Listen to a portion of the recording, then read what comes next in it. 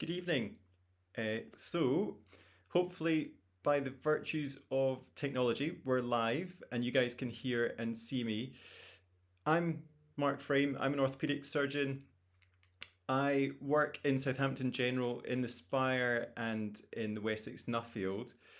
The plan tonight, hopefully, I'm not going to keep you guys trapped listening to an orthopedic surgeon when it's 27 degrees and probably the last lovely night of the summer, so don't worry. It's also going to be quite casual. I'm not going to have a lot of information. Really, tonight's all about me trying to relay to you my thought processes and how we escalate treatment of patients in different pathologies from them coming in and treating them conservatively, and when is it that we actually take that problem from the conservative management stage to something more surgical, and hopefully try and get you guys to understand when that is, why that is, and hopefully it allows you to, it guides your referrals at that stage where a patient's expectations are that they want something definitive done, and when in their pathology that definitive management with surgery is going to happen. So a little background about me. Clearly from my accent you can hear that I'm not originally from Hampshire or England. I'm a Scottish traitor who's left and gone to the south coast of England. Best thing I ever did, looking at the weather today anyway. Internationally fellowship trained. I'm a major trauma surgeon in University Hospital Southampton. Being such a giant hospital like that, it's fantastic because it allows not only that huge exposure to the major trauma, but it allows me to focus down really quite specifically to the knee, both in the trauma side and in my elective practice. It also gives me an opportunity recently to expand my practice from just the adult population into the pediatric population, which is really, really interesting and has been very fulfilling. So I have a particular interest in partial resurfacing or partial knee replacement rather than total knee replacement.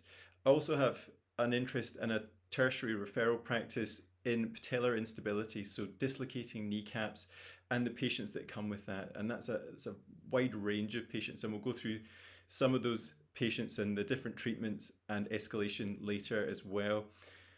Also do soft tissue sports reconstruction, so ligament reconstruction, ACL, PCL, collateral ligaments. Also doing ACL repair, so repairing an ACL rather than reconstructing it. And that feeds into the major trauma side of things as well. Unfortunately, we get patients that have very significant injuries and have multi-ligament trauma. So it is a very useful skill both from the elective side and in trauma. So what we're going to do tonight, I wanted to select the most important ones, the ones that are kind of relevant that you guys will see hopefully all of the time and understand the escalation ladder for all of them. So we're going to look at osteoarthritis, we're going to look at meniscal pathology, and that's quite general. So, we'll talk a little bit about cartilage as well, both articular and the meniscal cartilage. Look at patellar instability, look at ACL and PCL injuries, kind of similar, but different in the stages that you would escalate them from just conservative measures and taking that up to surgical intervention. And I have a quick look at the end of tendinopathy, something that's really quite difficult to manage, both I'm sure as a physio or a primary care physician, as well as from an orthopedic perspective. It's not something that has a really lovely defined treatment path with a kind of guaranteed outcome. So I'm going to separate those out into different headings just to kind of help us organize our thoughts. So when we're talking about osteoarthritis, when a patient comes into my clinic, immediately when I see their date of birth or their age on the referral, I start to almost categorize the patient. And that's not me being ageist, but the age that you develop osteoarthritis really does have an impact on the treatments that we would potentially offer, and escalate the patient through that. Obviously, everybody, when they come in, we explore whether they've had a trial of conservative management, whether they're appropriately taking analgesia, and we'll get into the different trials of treatments at the bottom. But with regards to their age, if I have somebody who's a child. I've recently had a pediatric patient who required a joint replacement due to a destructive arthropathy that they had, and were really at the end stage. So just because you're young doesn't mean that you can't have a joint replacement. The reason for a joint replacement of any kind is because you have um, grade 4 bone-on-bone osteoarthritis that has been treated with everything else, is now having a significant impact on your life to allow you not to be able to function. And in a sense, there's no other option of where to go. So age really doesn't play a massive part when we're talking about whether you're young or you're old. But it's definitely something that's an important conversation with the patient, because clearly if you're 40 and you're having a joint replacement, that joint replacement has a lot longer to last. It will have an impact on what you need to do in your life to be able to make sure that it has the longevity that we want. And the expectation of potentially needing a revision surgery in the future is much higher, clearly, for somebody who's in their 40s or 50s versus somebody who's 80 or 90 that's having a joint replacement done. The etiology of how they sustained or how they have that osteoarthritis, I think, is really important in guiding us along that treatment path. Clearly, if somebody has had degenerative osteoarthritis for many years and they've experienced pain for a really long time, and they have been through all the different treatments, we potentially will escalate up that ladder much more quickly. If this is a patient that otherwise was normal and has had a traumatic onset of osteoarthritis, their experience of pain and experience of limitations will be very different, and their expectations of what they want next will often not be the same as ours. The location of the osteoarthritis within the joint is really important. When we're dealing with slightly younger patients, or really anybody that has a unicompartmental osteoarthritic picture, so that's one where they have either isolated patellofemoral osteoarthritis or they have isolated medial compartment arthritis, we will, or I certainly really reinforce to them the difference between having a partial knee replacement or partial resurfacing versus a total knee replacement. Somebody who's in their 40s or 50s who has debilitating pain from degenerative osteoarthritis, but it's isolated to one compartment, will do very well often with a partial knee replacement, as the partial knee replacement doesn't change the overall alignment of your knee. It's very much a resurfacing. We're not interfering with your cruciate ligaments, and patient reports from a partial that it often feels like their own knee, but without pain, and it allows them to do an awful lot more of the activities that they would expect. And this leads on to the expectation, which I think is a huge one in osteoarthritis. Patients come with an expectation that they're having a joint replacement, or they will often turn up in my clinic expecting that I'm going to offer them a joint replacement. But understanding what they want from their knee is very, very important in determining whether conservative measures or really trying to do everything that we possibly can conservatively is probably better than giving them a total knee replacement. A partial is a very good option, but it is a very different animal from a total knee replacement. And I will often have patients, particularly younger ones, where once we've done an MRI scan to assess whether they might be suitable for a partial knee replacement, if they are not and they've crossed into that tricompartmental osteoarthritis, but it's not quite as bad in the other compartments, or they have something else that may preclude them from having a partial, such as an ACL injury, then I would actually go back to conservative measures rather than taking that step to a total knee replacement, because their expectation of being able to walk, ride a bike, go skiing, play golf at a level that's expected of somebody who's 40 or 50 will not be met by a total knee replacement. And even if that knee replacement by our measures is a successful procedure, the patient will often perceive that as being a failure because it doesn't meet their expectations of what they want from their joint replacement. And this kind of comes to the trial of treatments and my ladder of treatment when patients come in. So I will always explore what they've had already. It's very, very variable depending on the source that they've come to us. and that can be from a GP, from a physio, or for a lot of private referrals, they often haven't had to consult anybody and will get a referral directly to clinic for their knee pain. The most important one that I think patients need to have is a trial of analgesia. The normal pattern that I see is that patients don't rate taking paracetamol, don't rate taking Brufen because they're over the counter, and therefore it's an assumption that these are not good painkillers and they don't work. So they reluctantly maybe take one now and again, or don't take anything at all. Their pain escalates, their level of activity decreases to the point that they get frustrated, or they have a flare with their osteoarthritis and attend the GP. The GP then, at this point, clearly when they're presented with somebody who is complaining of severe pain, who's struggling, will then explore different analgesic options, and often patients will be going from nothing to either codeine-based painkillers or opiates, where they have side effects, and then they stop taking them and therefore write off all oral analgesia as an option for treating their pain.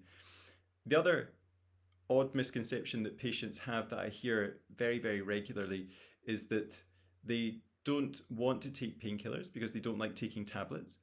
The other one is that they don't want to take painkillers because they feel that it's just masking the problem, and therefore they want a solution rather than something that's just going to cover up their problem.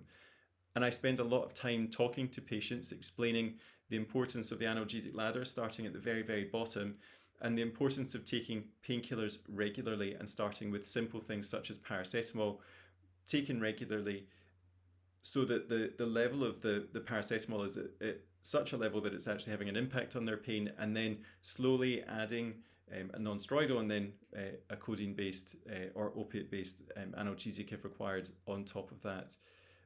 Once patients get their heads round taking something regularly and almost relinquish to that, will very regularly do well. The other one is much more difficult to combat, this conception of not wanting to cover up their pain and wanting something more definitive. And again, I spend quite a lot of time with patients explaining to them that clearly if taking some painkillers gives them the relief that they want from their knee to allow them to function and do all the activities that they want, that's clearly a much safer option than having major orthopedic surgery. And actually that orthopedic surgery isn't a solution. It's not turning the clock back on their osteoarthritis. It's not putting cartilage back or giving them a knee that they had when they were 25. It's the same as taking analgesia, except that we're using something physical to resurface the joint, to mask their pain, to cover up. And once patients understand that, then often they're a little bit more receptive to taking painkillers. Even those patients that ultimately don't come round to that and refuse to take analgesia, I think it's important that they've had a trial of it so that we're not jumping from zero to surgery. The other aspect that's important up that ladder from analgesia is the potential trial of intraarticular injections. Now, the options that realistically that we have are steroid and local anesthetic, or hyaluronic acid or viscosupplementation. So a steroid and local anesthetic, I'm sure everybody understands how that works, but it actually doesn't last for a huge amount of time. So patients will often have a steroid injection. They understand that it dampens down the inflammation within their knee, all the mediators that are present within the knee that are part of that inflammatory process that then drive the pain, the discomfort, the swelling, and therefore the lack of activity that they can carry out. But studies have actually shown that the active steroid really only probably works for about a week or two at the most. And what I will explain to patients is that, again, that a steroid type injection is not simply there to cover up their pain and then rinse and repeat and have a further injection every 3 months.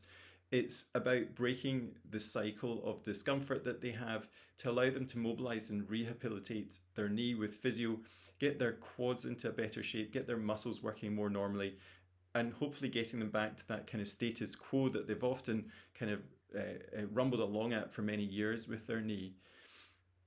Not utilizing your quads and not using your muscles normally when you have pain within your knee is very common, because you're not engaging those muscles, because as soon as you engage your quads, you're forcing those joint surfaces together, you're pushing your patella into your trochlear groove where you have that osteoarthritis that then causes pain. So subconsciously, your body's very clever. An antalgic gait or watching somebody limp, all that is your body spending less time on the more affected joint that's causing you pain.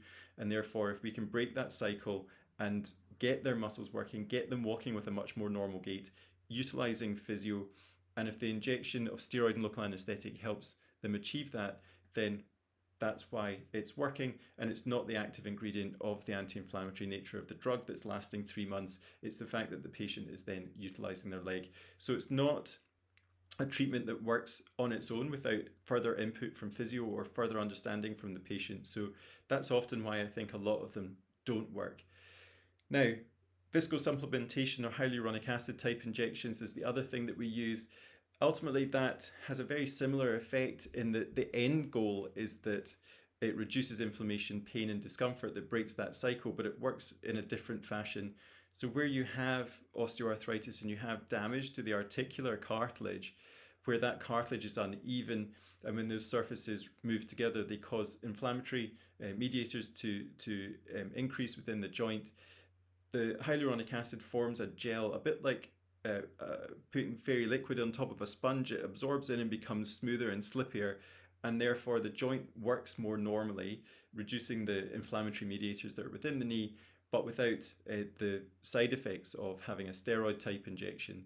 Now, the steroid type injections, maybe 1 or 2 don't have a massive impact on the joint. It certainly doesn't have a systemic effect on the patient, and that's often important to explain to them, that it doesn't have the effects of what they've heard about steroids. So things like weight gain, etc.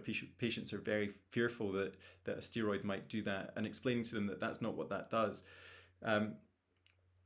But a steroid injection repeated every 3 months over years and years and years certainly has an impact on the cartilage.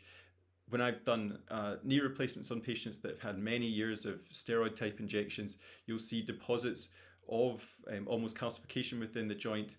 The cartilage itself looks abnormal, and there's a concern certainly that repeated steroid type injections ultimately make things worse in the long term, and there is a potential risk of increasing infection if it's done too close to having a joint replacement. So that's very important to understand, particularly just now where we have patients on long waiting lists, that injections aren't done in the primary care setting without us being aware that they're happening, particularly if it's close to them having a surgery, because if it's within 3 months, that's going to unfortunately cause the patient to be cancelled to prevent that, albeit small, risk of infection. A hyaluronic acid type injection doesn't necessarily have that impact.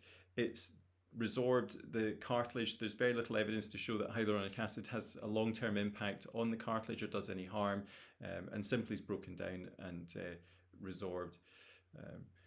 So that's generally my algorithm of taking patients up. And after you get past steroid type injections or hyaluronic acid type injections, and their pain is returning and it's not settling, and it's not in that typical osteoarthritic pattern where you have good times and bad times, and the bad times are relatively rare, maybe once or twice a year, and the good times are such that the patient can manage their life in between.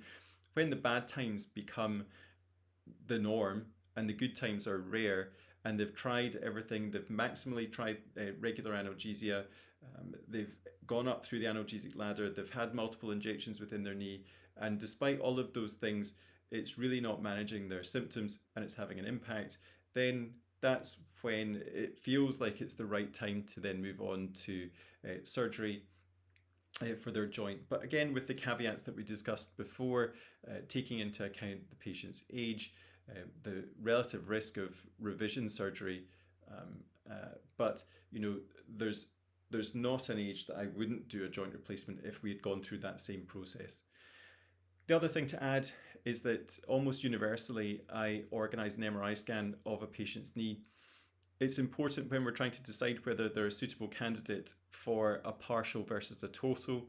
I think expectation again, if you're going in to have surgery and there's 2 potential outcomes, one is a partial knee replacement, or at the time of surgery that we discovered that your knee's much more worn and we have the backup plan of a total knee replacement. I think if you are armed with that information and the patient knows that they have a really high risk that it's going to come out with a total knee replacement, or that they're almost definitely having a uni arthroplasty, that generally gives us better outcomes for the patients. And the reason for that is that they are prepared for what's about to happen to them. If you're going in for a partial knee replacement and you've read about it and you have expectations of a partial knee replacement, and then when we do your surgery, you have something elsewhere within your knee, or you have an ACL injury that's not been identified, and we end up deviating to a total knee replacement, patients will often feel as if that's a failure in their treatment already. And so to start that recovery process being disappointed and feeling as if you've not got the best option or what you wanted, then that will have a negative impact on the patient's recovery and their psychological processing of their surgery and their long-term outcome. So I think being really aware of what it is that you're going in for, being fully armed with all the information as to what that will actually mean, and getting what you anticipate in surgery, or at least being very, very primed as to which of those options is the most likely outcome, I think is very, very important.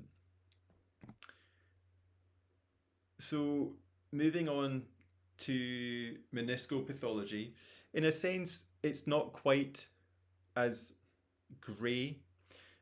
Age is important, and I'll come back to age in a minute, because as people might be aware, there is an element of rationing of treatment, and this is based on a paper done by a team from a Nordic country who did a sham comparison study where they had patients who were over the age of 40 who had degenerate tears of their menisci, some had surgery and debridement, and some had a sham surgery where they thought they'd had surgery and debridement.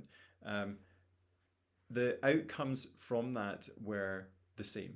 So this has then been extrapolated, and the rationing of one of the most common surgeries that happens in the face of the planet, which was an arthroscopic meniscectomy, changed dramatically. So basically, any patient who has a meniscal tear with evidence of degenerate change but without mechanical symptoms is basically being told that they are not suitable candidates to have an arthroscopy or to have a meniscectomy.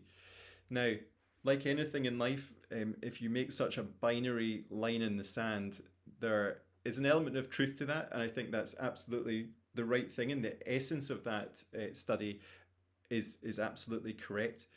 But there are always patients who are very much on the edge of that, and it's a real shame because it makes it very difficult for some patients to access the treatment that they need. So the reasoning behind that is that if you have a meniscal tear in an otherwise completely normal knee, where the articular cartilage is normal, and you've had a twisting injury and you've torn that meniscus, and you then have a step change in your symptoms and you have pain, and particularly if you have mechanical symptoms of your knee locking and catching, then clearly doing nothing and not having surgery and trying to treat that conservatively has a much higher chance of not achieving your outcomes or expectations, because a meniscus is pretty avascular. Even in children, if it's a very mobile or unstable meniscal tear, it's not something that's going to heal on its own. If anything, the concern is that that propagates and becomes larger or more significant. And therefore, the decision to move to surgery is quite an easy one, because ultimately, unless we go in and remove the offending mechanical piece of meniscus that's causing that blocking, the symptoms aren't going to change. The other thing that would encourage us to move quickly with surgery, again, looking at that patient group that tend to be younger, that have a traumatic episode that causes a meniscal tear, is if somebody has a significant loss of range of motion within their joint and they have a locked knee. And an MRI scan will often show that they have a very unstable meniscal tear, or one that's displaced with a bucket handle type tear. And that isn't even a consideration, because surgery is absolutely the correct option, and conservative management has no place in a displaced meniscal tear. That meniscus needs put back to where it should be to allow the range of motion of the patient's knee. And the earlier and the sooner that you do that, the better the opportunity you have to repair the meniscus rather than have to excise the meniscus, and the better the chance of that meniscus has of healing, because we would stitch that back and your body then needs to glue that back together, and the sooner that you get to that, the more likely that is to happen. And also the position of that meniscal tear is very important, as it needs to be within the what we call the red zone, which is the very peripheries of that meniscus where the best blood supply is. The closer you get into the corner of the wedge of cheese, if you know what a meniscus looks like, the less likelihood there is for healing, and the more likely it is that this needs resected rather than repaired. The more contentious and difficult group of patients are those ones on that kind of borderline where patients are a little bit older, they have a more chronic presentation of their knee pain, rather than a specific traumatic episode. An MRI scan is done that will often highlight a meniscal tear, but that's on the background of some evidence of articular cartilage degeneration and early osteoarthritis. Now, those tears tend to be related to degenerate change and are secondary to the degenerate change. So the primary source of the patient's symptoms and pain is not the meniscal tear, but rather the degenerate change that's within their knee, and the meniscal tear is a secondary feature of that. And the worry with treating these patients, and why it's so difficult to know what the best thing to do, is that if you go in and debride that meniscus, yes, you deal with the mechanical element of it, but your meniscus is there for a reason. The meniscus is there because the tibia is very flat and the femur is very round. And a bit like putting a snooker ball on a snooker table, there's a very small contact area of that curved surface on the flat one, and your meniscus acts to spread the force of your femur over that articular surface of your tibia much more evenly. And when you have a tear of your meniscus, or you remove meniscus, then you increase the pressure and the forces between those two surfaces. And if you do that in a knee that has degenerate change, then you're increasing the force between two worn surfaces and potentially accelerating that wear and tear within the joint. And that can potentially take somebody who was maybe had some minor discomfort within their knee and was managing, to suddenly somebody who has intractable pain within their joint much sooner than they would have anticipated having. And actually the meniscal resection has made their symptoms worse rather than better, and potentially pushed somebody down the road who was maybe 40 or 50 to needing more significant orthopedic surgery, such as a joint arthroplasty. So that's the group that this study was highlighting. But like we said, there's a grey area within that. You can still have a little bit of degenerate change, and somebody can have a traumatic episode and suddenly have a step change in their symptoms. And if they have mechanical symptoms of locking or catching within the joint, and it's very much because of this injury that they've had or a twist, it's, in my mind, much more important to be able to separate out the mechanical symptoms from the pain symptoms. But the patients, when they're having that escalation to surgery, if that's what they decide to do and we decide to do together, then they need to be very, very aware that there's a possibility of increasing their pain as a complication of that surgery. I'm very, very conservative, and in those groups of patients I will often say to them that if I go in and clearly they have a very obvious tear of their meniscus and the degenerate change within their knee is minor, then dealing and going ahead with the meniscal resection is appropriate. If, however, I go in and it's clear that the picture is definitely more arthritic than meniscal tear, then I'll generally do very, very little with regards to the resection of the meniscus, because ultimately we don't want to make that worse. Trial of treatment with meniscal injuries really is focused probably only to that group that are more degenerate than mechanical. And again, it's really dealing with patients that have early degenerative osteoarthritis. So it goes back to the last discussion that we were having about starting with the analgesic ladder, thinking about things like hyaluronic acid injections or steroid type injections. But what I would say is that for hyaluronic acid type injections tend to work much better with patients that still have significant cartilage left, even if that's degenerate, but still have some significant cartilage, because it needs to visco supplement something. If you've just got bone rubbing on bone, then you're asking an awful lot of a lubricating type gel to keep that knee moving or to have an impact on your pain. However, I have seen patients that have had a steroid type injection first that's really not had an impact. They want to try something else and try a hyaluronic, and it works fantastically. I've also seen the reverse of that. So it's not an absolute, and it's something that patients will often try different things. My first experience of hyaluronic acid type injections actually were up in Aberdeen, where it was on the shelf, and it wasn't something that like down here where it's not available on the NHS. And I was very skeptical about anything other than using something like a steroid type injection. And I was stepping into somebody else's practice, and there were patients coming back who had had hyaluronic acid injections who wanted another hyaluronic acid injection. And to put it into context, in Aberdeen, there was quite a lot of people who were quite skeptical with regards to treatment. And even those patients, even those farmers that would walk on a broken leg, came back saying that actually, despite them not believing that it was going to have a significant impact, it made a great difference.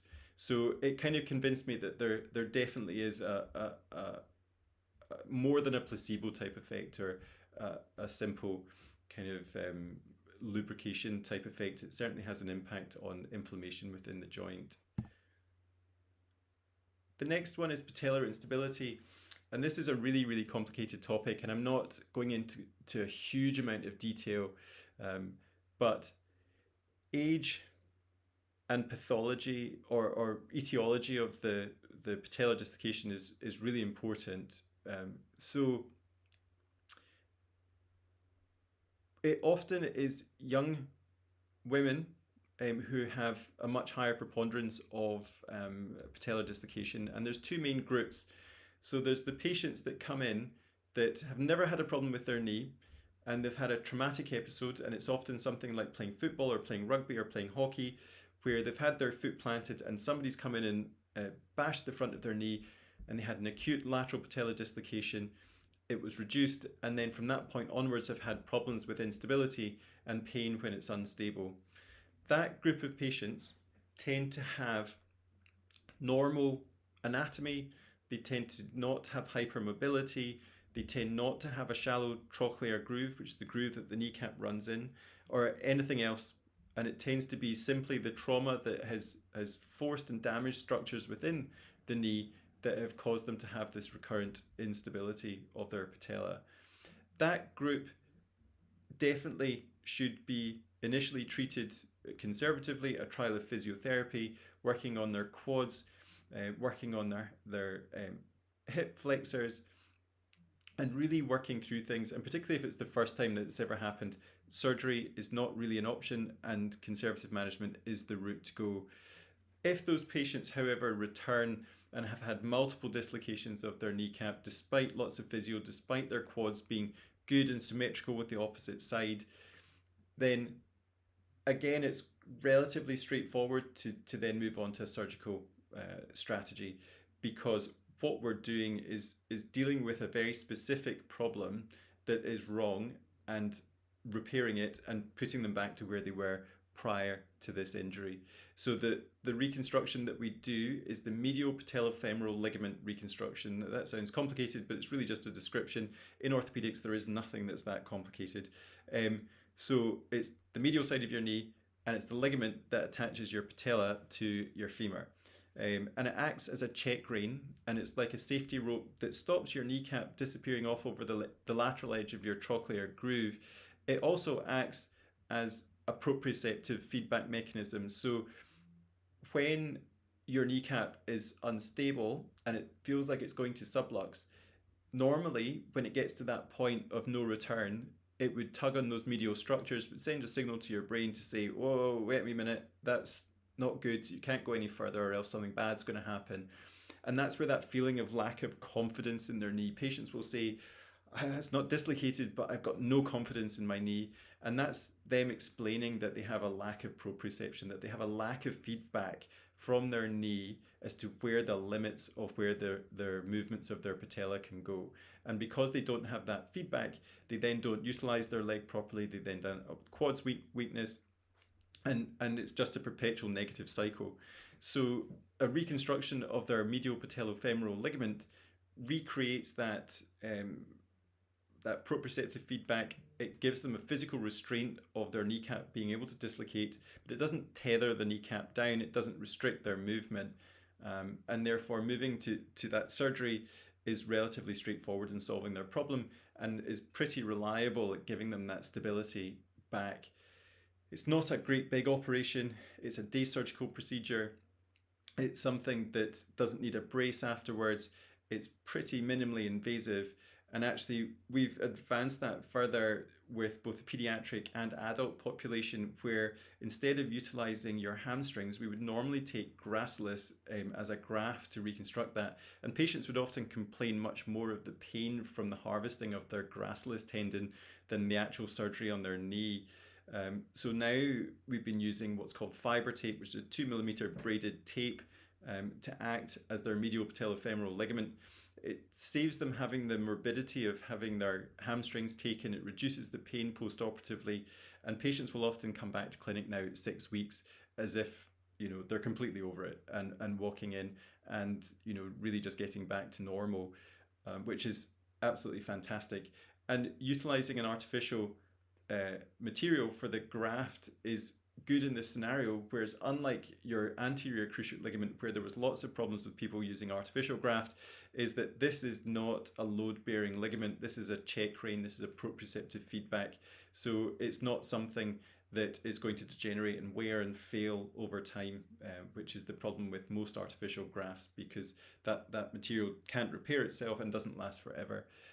So that group is relatively easy. The other group is much more difficult, and that's the patients that have kind of always had an issue with their knee.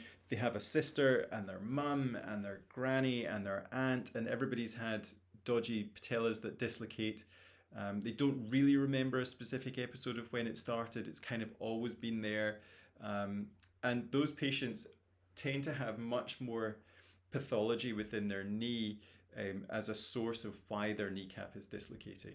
So structurally, things are really abnormal. So they often have valgus knees, which means they're knock-kneed, or they're internally rotated of their distal femurs. So the groove that the patella is meant to be running in is not underneath their patella. So instead of being like this, it's sitting over there and the patella is sitting off on the edge.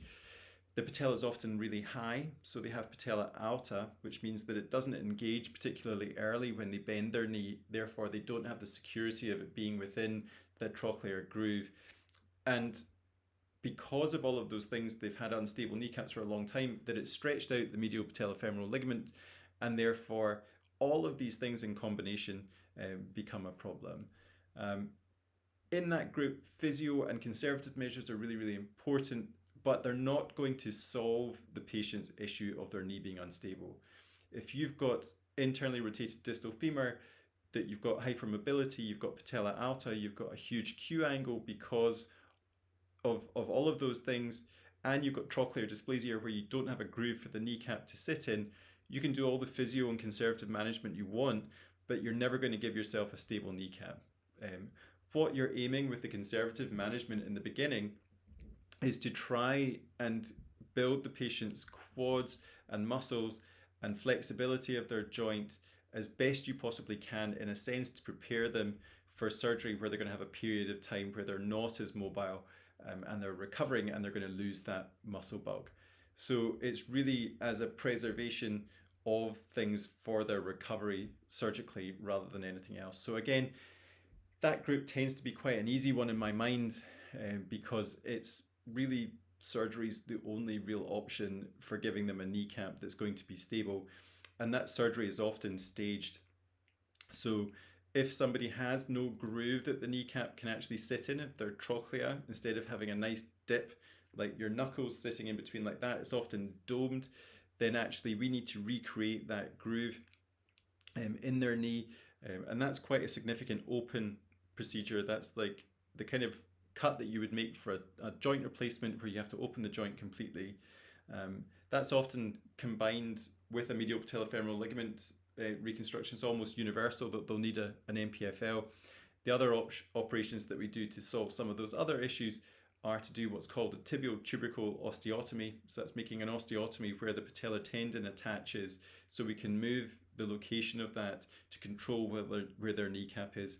So we want their quads, their kneecap, and where it attaches onto the tibia all to be running in a straight line, so that when the quads pull, it's pulling your kneecap just in one direction. And if you can cast your mind back to school when you did vectors, if you've got a large Q angle, so the angle that your quads attaches to your kneecap is at an angle like that, and where it attaches onto your tibia is like that, when your quads pull, it's not just trying to move your kneecap in that direction, it's trying to pull your kneecap off over the edge. So the tubercle osteotomy reduces that angle, and if you've got patella alta, we can also bring the patella down as well. So it's often a bit of a jigsaw as to working out what's wrong with that patient, and then a combination of some or all of those procedures to give them a knee that functions more normally. So again, that's understanding which group the patient lies in kind of allows us to give the patient or to address the patient's expectations. You know, the ones that have had normal knees, an injury, and need an MPFL, we can be quite sure and say, look, you know, it's going to be a minimally invasive surgery. You're going to be out of action for 4 to 6 weeks, and then you really can get back on with things and it's not too much problem. Whereas the other ones where you're turning around to them and saying, look, you're potentially going to have staged procedures, and the first stage of those procedures might make things worse before they get better. And as long as the patient understands that this is maybe going to be a journey of a year for them to get a knee that's functioning more normally, and often it's not just one knee that's causing them a problem, so they're going through all of this for one side to then have the other side dealt with as well. So understanding the patient's expectations, what they want in life, where they're going with things, and how long they expect to be out of action is really, really important. And all of these patients tend to be quite young, so they tend to be around that kind of end of school, university, really important life events that are happening round about to them, and to then throw into the mix of all of that in a stressful part of your life that you're going to have multiple operations over the course of a year is really very difficult. So a lot of conversations and a lot of detail goes into preparing those patients. So I'm going to kind of combine ACL and PCL injuries into one, but if we separate them out from an age point of view, when we're talking about children in my pediatric practice who have anterior cruciate ligament injuries, and they're surprisingly common because of children being much more active and doing things at a much higher level than they used to be, and also our level of suspicion has gone up, and our diagnostic skill has gone up with MRI scans, that dealing with kids who have an unstable knee that's persistently unstable really don't have a huge amount of place for conservative management. The worry with a child who has an unstable knee with an ACL injury is that recurrent instability over the course of their life, when they are trying to be really active, puts the rest of their knee at risk, in particular the secondary stabilizers such as their medial meniscus. And if they then have a catastrophic meniscal injury when you're 12, 13, 14, as well as an ACL injury, the risk of you having osteoarthritis is almost 100%. And therefore, due to that, yes, conservative management and physio rehab, etc., is really important. Again, a bit like when we're talking about medial patellofemoral ligament reconstruction, in that we're trying to prepare the patient for surgery rather than as a potential means of managing their symptoms long term. So I think when we're talking about that kind of adolescent group who have an ACL injury, particularly if that's combined with a meniscal injury, the odds of being treated conservatively are very, very small, and they're not something that really should be recommended. So if you're seeing patients that are young that have ACL injuries, I think it's really important that those patients are passed on to the orthopedic service relatively quickly, rather than an extended period of time or trialing them with physio, because we just don't want any more catastrophic injury within their knee that's going to have a much more long-term effect on their pathology. If you're talking about an ACL in somebody who's older, it depends on what their expectations are, and what they want to do. If they are somebody who is an avid footballer who doesn't want to give up playing football or does lots of change of direction type activities, then clearly that patient is very likely to come to surgical intervention rather than conservative management. But in that group, I think it's still important in all of them that they have extensive physio rehab. The better their quad symmetry is before they have surgery, the better the outcome is afterwards. And there certainly is a group of patients, and like anything in life and in orthopedics and in medicine, is that an ACL injury is not the same as the next one, and it's very much a grey scale. There are patients that have a very isolated ACL injury with an otherwise really quite stable knee, that generally don't have a lot of instability and do really very well with physio rehab. And then you have other patients who technically are the same, where they have an ACL injury identified on MRI, but will just have a much more globally unstable knee with much more range of movement within the joint, who are really not going to do as well and are far more likely to come to surgical intervention. But that is where the conservative rehab kind of weeds those patients out. And certainly, I would never see and treat somebody with an ACL rupture immediately after their first MRI scan 6 weeks down the line, haven't really done anything, they haven't been back to sport, they haven't really been doing anything in life, and then just organise for them to have an ACL reconstruction. I think you need that period of rehabilitation, getting back to normal, using your leg before you can make that decision. So I think initial physio is very, very important. Now, there are some caveats to that, as with anything. If somebody has an ACL injury and that ACL injury is an avulsion, so an avulsion is where you take off a big chunk of bone attached to the ACL, so it's either its origin or its attachment, whether that's on the tibia or on the femur, then that is something that we have the potential to repair and fix rather than to leave rehab, have instability, and then reconstruct them. The best will in the world and the best ACL you can ever do in the whole world is not the same as your own original ACL. And so particularly I see it, I'm really an avid skier, and a lot of patients seem to come to me who are also skiers, but we see it not so much with COVID because people weren't away, but will come back after a ski holiday and have had a tibial spine avulsion. So pulling off the ACL off the tibial spine, there's a chunk of bone there that's displaced. And by that bony displacement that's there, even if that healed displaced, which it rarely does, but if it did, then you've defunctioned the ACL by lengthening it because it's displaced. And they then manifest with instability and will eventually need something done to that. Whereas if you can get in early, and we're talking within the first 2, 3, 4 weeks, and actually return that fragment of bone back down to where it came from and hold things in position, then actually you've got a fabulous situation, because you're not trying to get ligament to heal to ligament. You've got bone to heal to bone, like a fracture, which is really quite consistent. And as long as everything heals as it should and it's been put back in the right place, technically after the 6 or 8 weeks, once that fragment is actually united, then the patient has a functioning ACL again and can go back to rehabbing and getting back to their sport. So I think if you see anybody that has an acute injury and they haven't had imaging, either they need imaging arranged, even a simple x-ray to see whether they have got an avulsion, or an MRI scan. And if you can't do that, then I think they need referred. So I would be cautious against just trying to rehab people in the first instance unless you've got evidence of what it is that's happened within their knee. And also, if you have a meniscal injury and an ACL that potentially could be repaired, not the ACL but the meniscus, then you almost certainly need to give them a stable knee with an ACL reconstruction to give the chance of that meniscal repair to actually heal.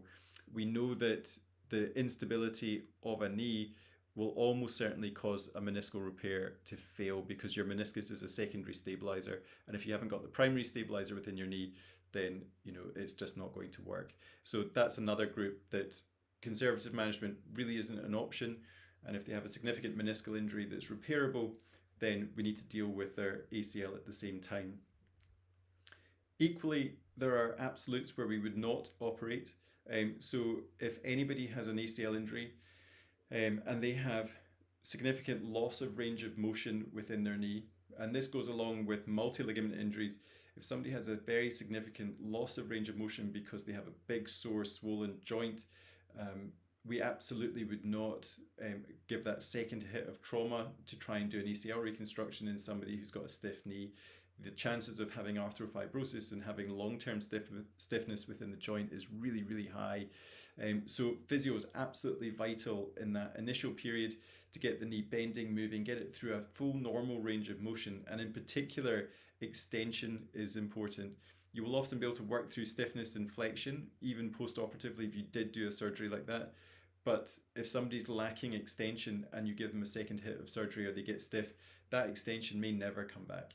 And that's almost impossible to be able to return later down the line. So it's absolutely vital that pre-HAB or rather post-injury and pre-orthopedic intervention, the patient needs to have full range of motion of their joint before we do anything at all with them. PCL injuries are slightly different, and I think traditionally the route for conservative management with PCL injury, particularly with an isolated PCL injury, was really, really high. And I think that's something that still exists. I find it difficult to try and tease out why that is. I think the majority of patients that have an isolated PCL injury don't manifest with significant instability within their knee the same way that they do with their ACL, and I think that's because of the more rotational role of your ACL versus your PCL. However, I think there's an element of under intervention in PCL injuries because from an orthopedic perspective, doing a PCL is rarer. It's something that people have less experience of. Generally, it's a more fearful operation because there's far more risk to the neurovascular structures at the back of your knee that I think will often scare people. And generally, surgeons don't love doing that operation, and therefore, to a degree, there's a slight reluctance to deal with PCL injuries. But they definitely don't occur as often because a PCL injury in isolation is a relatively unusual mechanism of injury. And also patients generally don't manifest with the same degree of instability. So that is very much one that almost universally at the beginning everybody needs physio rehab. Again, the exclusions that we discussed with ACL count with this, and you do often get large PCL avulsions. They tend not to be dramatically displaced, and actually without surgery, as long as they're undisplaced, will heal relatively reliably. But if they are displaced, again, almost immediate surgical intervention to try and secure that down or relocate, that's very important in giving the patient a much better outcome long term. So I think slightly different than ACL, far more likely to be on the side of conservative measure management. But ultimately, if the patient has ongoing symptoms of instability and has evidence of a PCL injury, then going ahead with surgical intervention, that's the time to do it after they've had rehab. For both of those, I think one piece of information that's really relevant from some studies is that if you've got an unstable knee with an ACL injury in particular, and you've had that instability for more than a year, the outcome of ACL reconstruction tends to be poorer than if that surgery is done within a 12-month period. So I think that's reflecting the fact that if you have got ongoing instability, that the more peripheral structures, the capsule, other structures around about your knee ultimately become stretched and more unstable. And then when you repair the ACL, or reconstruct the ACL rather, further down the line, then you're battling all of that further instability around the joint. So I think conservative management, really, really important. Patients with ongoing instability and symptoms should be dealt with relatively quickly, and it's not something that should be allowed to linger for a long time. Obviously, unless the patient absolutely doesn't want anything done, that's their prerogative. But certainly, there's a point where conservative management needs to kind of deviate and stop, and then consider about surgical intervention before the outcomes become worse. So I'm sure everybody's getting a wee bit bored, and I apologise for that. Tendinopathy is one that I'll touch on very, very briefly. It, in essence, is a real struggle. It's one of those things that will often last for a very long time, and conservative management is almost universally the treatment of choice.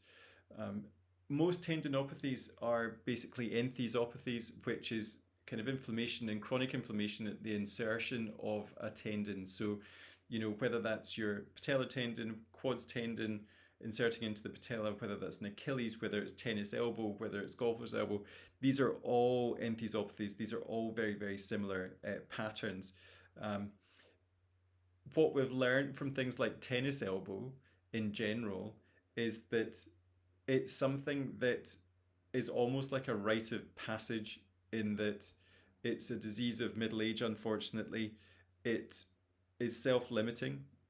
It's very variable in the length of time that it takes for it to resolve itself. And treatments that are done often maybe shorten the time that you have that tendinopathy or enthesopathy, but ultimately aren't fixing it, and it's just treating it symptomatically. And that's particularly true of tennis elbow. And I think, although there's not the same degree of evidence, because it's just not as common with patellar or quads insertional tendinopathies, that often, whether they have things like shockwave, whether they have eccentric stretching and physio, whether they have, well, I wouldn't do injections. I think injections put you at risk of patellar tendon rupture or quads tendon rupture.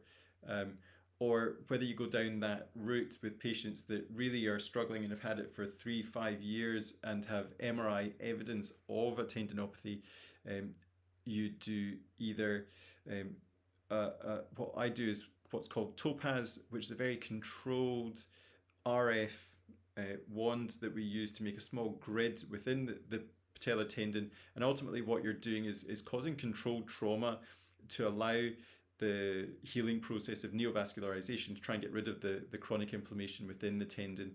But even those things I very reluctantly do for patients that are very far down the line, where they've tried everything else, and I mean everything, before they have any kind of surgery. And even then, it's very, very difficult to guarantee them that it will have a significant impact on their pain and their problem. It's often attached to patients who do an awful lot. So they maybe run excessively or do lots in the gym, or basically anything that puts a lot of force through the tendon, and are generally patients that are very, very reluctant to step that back, or what they feel is stepping it back is not reducing that activity for long enough to allow their body to heal and recover. I don't try and scare them, but what you tend to see as a potential consequence of a very chronic tendinopathy, whether it's patellar or quads, that's not addressed and the patients don't dial things back, is that they are at much higher risk of spontaneous rupture of that. And particularly when it's dealing with your extensor mechanism of your knee, that's an absolutely devastating situation. And even repair of that will, yes, kind of put things back together, but may not give you the level of improvement and get you back to the level you were at before, just because it's such a devastating trauma. For instance, I was on call this weekend, and I had a 35-year-old who had a bilateral patellar tendon rupture on the basis of having had patellar tendinopathy, playing football. So both went at the same time, 35, had some pain in his knees beforehand, continued to play through the pain, playing football, didn't really do anything about it, and ended up with bilateral ruptured patellar tendons. Another gentleman, very similar age, about 30, who had the same thing happen on the other knee about 18 months ago with a patellar tendon rupture, some pain and discomfort in this knee, and then all of a sudden it also went, and he's now had both operated on. They're relatively common. There are some things that increase the risk of that happening. People are on systemic steroids, or if they're taking like bodybuilding type steroids, then the rates of tendon rupture are much higher, and something to be aware of.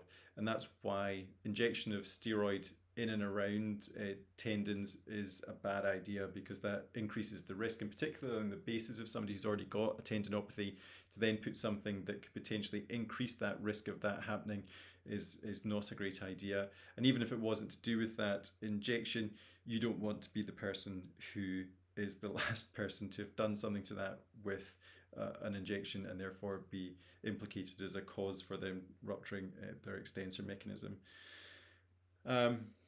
So that's a quick guide through that. I hope that makes some logical sense. It's more of a discussion about the different pathologies, understanding when we would operate, when we don't operate, etc.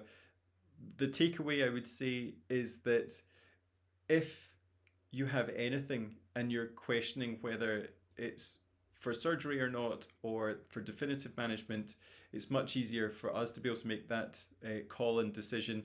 And I'm quite happy for patients to be referred at any of those stages, to be honest. I think if you have patients that you know are very early on within their pathology of any kind, particularly with osteoarthritis, and haven't explored anything else, and are questioning or wanting more definitive management, just to be aware that I and my colleagues generally will insist that patients go away and try certain things before we would ever consider joint replacement.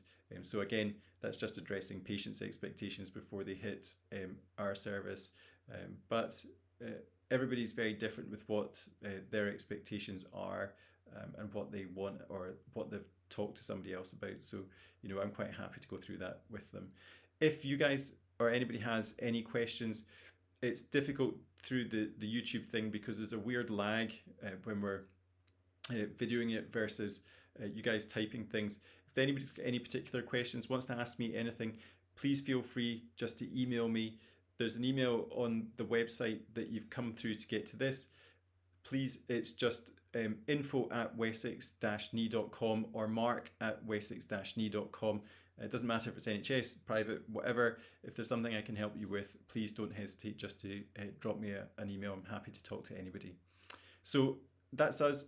I'll let you all go. We will put this video back up on YouTube, so if there's anything that you want to watch or go through again, you can always go and have a click and look through that. If there's any colleagues that you've got that wanted to watch it but haven't, then obviously direct them towards YouTube in the next couple of days, and the video will be up there as well. So thanks very much, and I hope you have a nice evening. Thank you.